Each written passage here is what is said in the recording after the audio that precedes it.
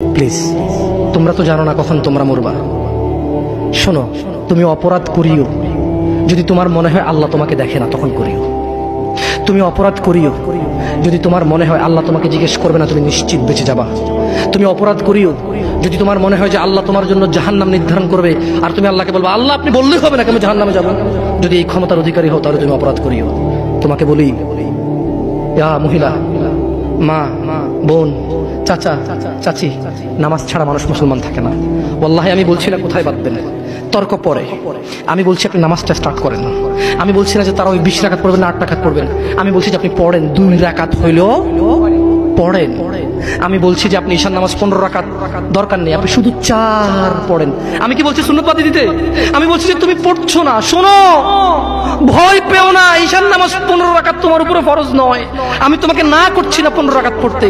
আমি বলছি যে তুমি নামাজই পড়ো না, 4 পড়ো। এই 4 রাকাত ঈশা না পড়লে তুমি মুসলিম নও। 3 রাকাত মাগরিব না পড়লে তুমি মুসলিম নও। 4 রাকাত আসর না পড়লে তুমি মুসলিম নও। দেখো, আমাকে দোষ দিও না। বুখারী খোলো, সালাত অধ্যায়ে যাও, আযান অধ্যায়ে যাও। আল্লাহর নবী বলেছে তারা ওরা কাফির, ওরা মুশরিক, ওদের আর আমি মুহাম্মদুর রাসূলুল্লাহ সাল্লাল্লাহু আলাইহি ওয়াসাল্লামের উম্মতের মধ্যে পার্থক্য হচ্ছে নামাজ। সুবহানাল্লাহ। ও সাহাবা, ও উম্মত, তুমি চিনবা মুহাম্মদের উম্মতকে সাল্লাল্লাহু আলাইহি ওয়াসাল্লাম। ও আমার উম্মত, তুমি কি আমার উম্মতকে চিনতে চাও? শোনো, তারা যারা আমার উম্মত না, আর এরা যারা আমার উম্মত। ওটা আমার উম্মত যারা নামাজ পড়ে না, আমার উম্মত। তুমি আল্লাহর নবীর উম্মত ছাড়া কিভাবে মুসলমান হবা? তোমাকে আমি বলি, নামাজটা ছাড়ি প্লিজ। তুমি যে যে অপরাধে লিপ্ত আছো ছেড়ে দাও, চেষ্টা করো, কিন্তু নামাজটাকে তুমি এখন থেকে করবা। তোমার ফজর মিস হওয়া চাই না। তুমি যদি সারা জীবন নামাজ না পড়ো, আমার যায় আসে না। তুমি যদি সারা জীবন নামাজ পড়ো, আমার কিছু লাভ আছে। তুমি নামাজ পড়লে নাকি আমিও, আমি আমার লাভে কথা বলছি। শোনো, তুমি নামাজ না পড়লেও আমার লাভ আছে। কি? ইন্নামাল আমালু বিন্নিয়াত। আমি নেকির উদ্দেশ্যে কথা বলছি, আমার নেকি হয়ে যাবে। কে ঠেকাবে? তুমি তো আর আল্লাহকে ঠেকাইতে পারবা না।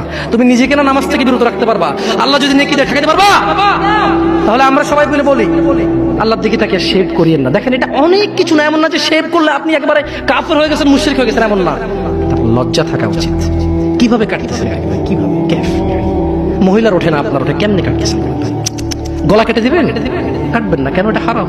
এটা কাটাও তো হারাম। শুকর খাওয়া কি হারাম? এই যুবক, তুমি দাঁড়াও, সবাই লক্ষ্য করবেন না, ওকে কেউ ভিডিও করিও না, পরে লজ্জা পাবে ইন্টারনেট আসলে।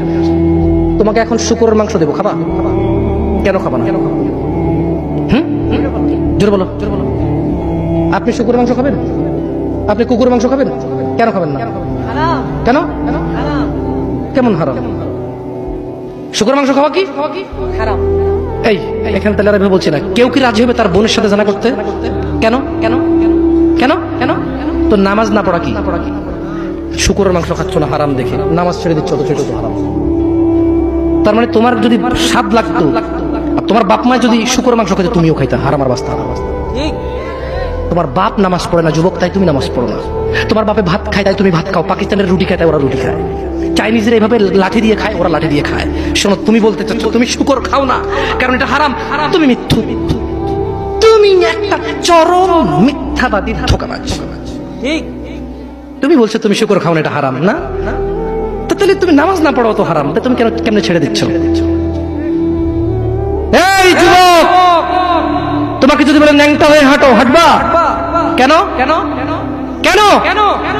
ন্যাংটা হয়ে কেন হাঁটবা না? কি নোংরা কাজ?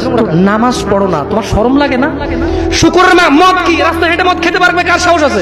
এখানে সাহসের অভাব নেই। বাপরে বাপ, এই কথা বলে আবার কারো সাহস জায়গা দিতে চাই না, তবে অনেকেই চাইবে না। অনেকেই কেন? শরম। কেন? কারণ কেউ যদি রাস্তা দিয়ে হেঁটে হেঁটে মদ খায়, ওর সাথে কেউ মেয়ে বিয়ে দিবে? কেউ? আপনি রাজি হবেন? রাস্তায় ভাবে মদের বটল নিয়ে হাতে হাতে মদ খায়, এর কাছে মেয়ে বিয়ে দিবেন? কেন? কেন? এটা নির্লজ্জ লোক, মদ হেঁটে হেঁটে খায় ওপেনে। এই ছেলেটাই কিন্তু ওপেনে নামাজ পড়ে না, আপনি মেয়ে বিয়ে দিচ্ছেন। আপনি নাকি ধার্মিক? হ্যাঁ, চিটিং মেশিন। ওয়াল্লাহি আমি আপনাকে বদনাম করতে আসি না, কিন্তু আপনি মিথ্যুক, এটা বুঝে নেন। তো আচ্ছা, আপনাকে মিথ্যুক বলার পর আমার কতটুকু লাভ হলো? 2-4 লাখ টাকা যাবে ঢুকেছে, ঠিক না? আমেরিকা থেকে আসতেছে। না, আমি আপনাকে মিথ্যুক বলে লাভ নাই, আমি আপনাকে মিথ্যুক বলতে আসি নাই, তবে আমি আপনাকে বলি আল্লাহ ক্ষমাকারী। ঠিক আছে, আপনি সত্য দাবিদার হবেন। একটা ছেলে প্রকাশ্যে মদ খেলে আপনি তার সাথে মেয়ে বিয়ে দেন না, একটা ছেলে প্রকাশ্যে নামাজ আদায় করে না, আল্লাহর কসম